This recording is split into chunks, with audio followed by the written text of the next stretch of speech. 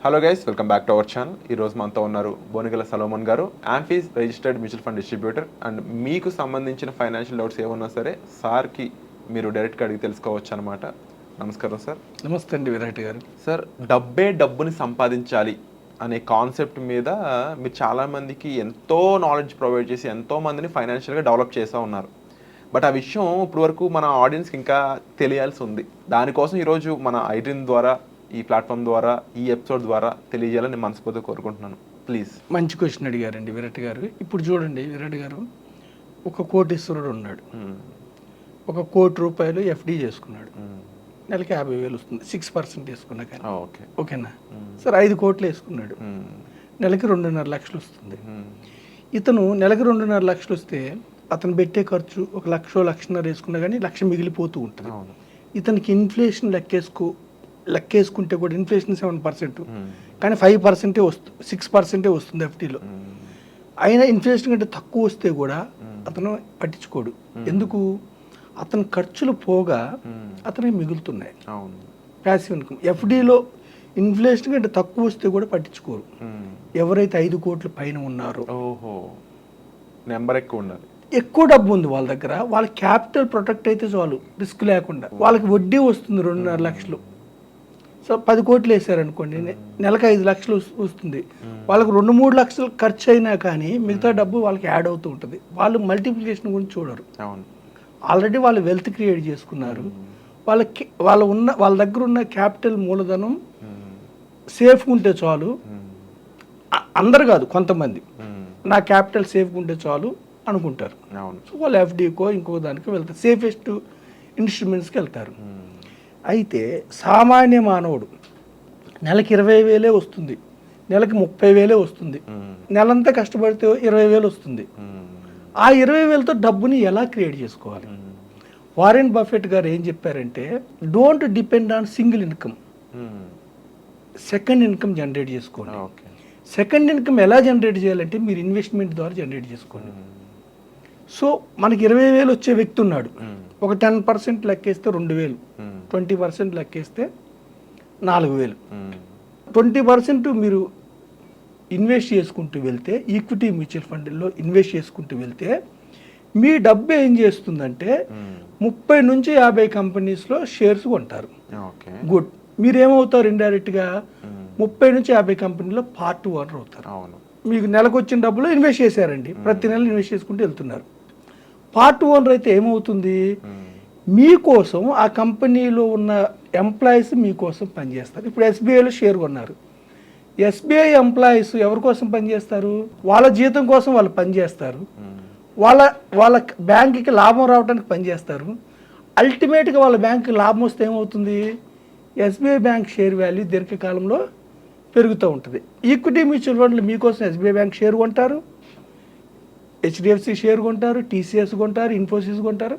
అంటే భారతదేశంలో ఉన్న టాప్ 500 కంపెనీస్లో షేర్స్ మీకోసం ఈక్విటీ మ్యూచువల్ ఫండ్లో కొంటారు. అంటే మీరు ఇన్వెస్ట్ చేయటం వల్ల ఏమవుతుంది? ఇండైరెక్ట్గా మీరు ఒక 30 నుంచి 50 కంపెనీల్లో పార్ట్ ఓనర్ అవుతారు. చిన్న వ్యక్తి కూడా 30 నుంచి 50 కంపెనీల పార్ట్ ఓనర్ అయితే మీకోసం ఎంప్లాయీస్ పనిచేస్తారు, బోర్డ్ ఆఫ్ డైరెక్టర్స్ పనిచేస్తారు. ఈ సామాన్య మానవులు బయటకు వచ్చి కన్జ్యూమ్ చేయాలంటే మన చుట్టూ ఉన్న కంపెనీస్లోనే మనం కొంటూ కన్జ్యూమ్ చేస్తాం. మనకి హౌసింగ్ లోన్ కావాలన్నా కానీ ఈ బ్యాంక్స్లోనే తీసుకుంటాం ప్రతిదీ. సో వారెన్ బఫెట్ గారు చెప్పింది ఏమిటంటే, చిన్న మొత్తమైనా పర్వాలేదు, ఒక క్రమానుబద్ధతలో ఈక్విటీ మ్యూచువల్ ఫండ్ అంటే ఓనర్షిప్, ఈక్విటీ. డెట్ అంటే ఓనర్షిప్ కాదు, డెట్ అంటే అప్పీయటం. ఇప్పుడు ఎఫ్డీ పెట్టామనుకోండి బ్యాంకులో, మనం ఏం చేస్తాం? ఫిక్స్డ్ డిపాజిట్ చేసాం, మన డబ్బుని వేరే వాళ్ళకి అప్పిస్తారు, మనకు కొంత ఇంట్రెస్ట్ ఇస్తారు, మనకంటే ఎక్కువ ఇంట్రెస్ట్ వాళ్ళు తీసుకొని మనకి ట్రాన్స్ఫర్ చేస్తారు. ఎల్ఐసి ఇన్సూరెన్స్ పాలసీలు తీసుకున్నా కానీ మీరు ఈక్విటీ కాదు. గోల్డ్ కొంటే అది వేరు. గోల్డ్లో దీర్ఘకాలంలో ఓన్లీ 8.5%, 9% వచ్చాయి. ఓకేనా? రియల్ ఎస్టేట్ కావాలంటే పెద్ద మొత్తంలో కావాలి. ఈక్విటీ మ్యూచువల్ ఫండ్లో భగవంతుడు మనకి ఇచ్చిన అవకాశం, మన దేశం మనకి ఇచ్చిన అవకాశం ఏమిటంటే, చిన్న మొత్తంలో కూడా మీరు పార్ట్ ఓనర్ అవ్వచ్చు. 30 నుంచి 50 కంపెనీల పార్ట్ ఓనర్ దీర్ఘకాలం అయితే, సిప్ ద్వారా అయితే నెల మీకేమవుతుంది? వెల్త్ క్రియేట్ అవుతుంది. జస్ట్ 3,000 రూపాయలు 30 years పర్ మంత్ పెట్టుకుంటే 3,000 రూపాయలతో 1 కోటి రూపాయలు వస్తుంది. అంటే మీరు ఈ యవ్వనం స్థితిలో మీరు ప్రతి నెల అంటే ఒక 20 నుంచి 30 ఏళ్ళు కట్టుకుంటూ వెళ్తే 30 ఏళ్ళ తర్వాత మీరు కంపెనీలో ఓనర్షిప్ అవటం వల్ల పవర్ ఆఫ్ కాంపౌండింగ్ వల్ల మీకు వెల్త్ క్రియేట్ అవుద్ది. అంటే మీ డబ్బే మీరు పెట్టే 4,000 మీకు మళ్ళీ డబ్బు సంపాదించి పెడుతుంది. ఎలా? మీరేం దానికి కష్టపడే పర్లేదు, చెమట చిందించే పర్లేదు, ఇంకోటి హార్డ్ వర్క్ చేసే పర్లేదు. స్మార్ట్గా ఇన్వెస్ట్ చేయండి. అయితే ధనవంతులకి వాళ్ళ డబ్బు మల్టిప్లై అవసరం లేదు. ఎఫ్డి ద్వారా వచ్చి యాడ్ అయితే చాలు. సామాన్య మానవుడికి డబ్బు మల్టిప్లై కావాలి, యాడ్ అయితే సరిపోదు. డబ్బు మల్టిప్లై కావాలంటే ఈక్విటీ మ్యూచువల్ ఫండ్స్. ఎప్పుడు మల్టిప్లై అవుతుంది? షార్ట్ పీరియడ్లో మల్టిప్లై కాదు, 5 ఇయర్స్ 10 ఇయర్స్ కాదు, 20 ఇయర్స్ అబోవ్ ఉంటే పవర్ ఆఫ్ కాంపౌండింగ్ వల్ల మీకు డబ్బు మల్టిప్లై అవుతుంది. సో నేను సామాన్య మానవులకు, ఆర్డినరీ పీపుల్ చెప్పేది ఏమిటంటే ఎంత తక్కువ వస్తుందో అనవసరం. సిస్టమేటిక్ ఒక 20% మనీ ఒక 20 ఇయర్స్ 25 ఇయర్స్ 30 ఇయర్స్ పెట్టుకోండి. మీకు ఏ అవసరమన్నా రానివ్వండి, మీకు సేవింగ్స్ ఎంతన్నా రానివ్వండి, ఈక్విటీ డైవర్సిఫైడ్ మ్యూచువల్ ఫండ్స్లో మీరు ఇన్వెస్ట్ చేస్తే మ్యూచువల్ ఫండ్స్ సహియాయి.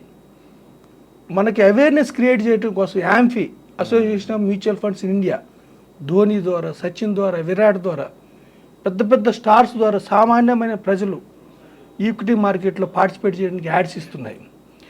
మన దేశం ఇప్పుడు 5th largest economy in the world, 2029కి 3rd లార్జెస్ట్ ఎకానమీ అవబోతుంది. ఈ యొక్క ఇండస్ట్రియల్ గ్రోత్లో, ఈ యొక్క జీడిపి గ్రోత్లో మీరు ఏం లేదు, ఈ లాభాలు, సెన్సెక్స్ వచ్చే లాభాల్లో మీరు పార్టిసిపేట్ అయితే సామాన్య మానవుడు ఒక ఆర్డినరీ స్టేజ్ నుంచి దీర్ఘకాలంలో ఒక హై స్టేజ్కి వెళ్తాడు. మనకి డబ్బు మల్టిప్లై కావాలి. సామాన్య మానవుడికి డబ్బున్న వాళ్ళకి డబ్బు మల్టిప్లై కాకపోయినా పర్వాలేదు, వాళ్ళకి యాడ్ అయినా పర్వాలేదు, వాళ్ళు అందులోంచి వాడుకోవాలి. లేని వాళ్ళు కోట్లు సృష్టించుకోవాలి. కోట్లు ఉన్న వాళ్ళు ప్రిజర్వ్ చేసుకుంటారు చాలు. మనం కోట్లు కావాలి. కోట్లు కావాలంటే equity mutual funds. Short period risk ఉంటుంది, 5 ఇయర్స్ 7 ఇయర్స్. దీర్ఘకాలం ఉంటే సెన్సెక్స్లో 10 ఏళ్ళ పైన ఉన్న వాళ్ళకి నెగిటివ్ రిటర్న్స్ లేవు. సో చరిత్రను బట్టి మీరు ఏం చేయాలంటే ఈ సామాన్యమైన ప్రజలు తప్పనిసరిగా ఈక్విటీ మ్యూచువల్ ఫండ్స్లో మీరు ఇన్వెస్ట్ చేస్తే మీ డబ్బుని సంపాదించుకుంటారు. వండర్ఫుల్ సార్ అండి, వండర్ఫుల్ అనాలిసిస్ సార్. ముఖ్యంగా మీరు చెప్పిన స్టేట్మెంట్ ఏదైతే ఉందో డబ్బుని సంపాదించి పెడుతుందనడానికి ఒక practical real solution and analysis అనేది మీరు అందించడం జరిగింది. అండ్ డెఫినెట్లీ ఎవరైతే ఇప్పుడు లోయర్ మిడిల్ క్లాస్ పీపుల్ ఉన్నారో వాళ్ళందరికీ కూడా డెఫినెట్లీ ఒక ఫైనాన్షియల్గా సెక్యూర్డ్ పొజిషన్కి వెళ్ళాలని అందరికీ ఉంటుంది. ప్రతి నెల చివరికి వచ్చేటప్పటికి డబ్బులు అయిపోవడం కంటే కూడా నెల చివరిలో కూడా మన దగ్గర డబుల్ శాలరీ ఉంటే ఎలా ఉంటుందనే ఫీల్ చాలామందికి కలగాలి. దానికి సంబంధించి చాలామందికి ఫైనాన్షియల్ నాలెడ్జ్ అందజేయాలని మీ సంకల్పం అనేది చాలా గొప్పదని చెప్పాలి. చాలామందికి ఇలా ఫైనాన్షియల్గా సంబంధించి ఏ డౌట్స్ ఉన్నా సరే మీరు సొలొమోన్ గారిని సంప్రదించవచ్చు. And wonderful information sir. Thank you so much. Thank you అండి విరాట్ గారు.